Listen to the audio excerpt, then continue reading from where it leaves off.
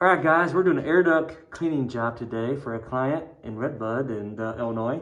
And this is what we're looking like, guys. So yeah, definitely get your air ducts clean, guys, because this is what it looks like. You're breathing all that stuff in. Dust mites, dog hair, pollutants, debris. Yeah, that can be good for your respiratory system. So again, call us if you need us.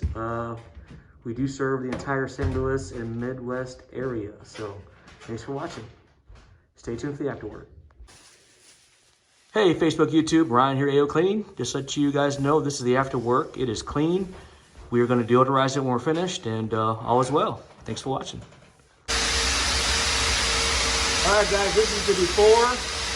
You can see dirty and the end of all that. And stay tuned for the after work. All right, Facebook, YouTube, this is the other one that we did. Nice and clean. Good to go. Thanks for watching.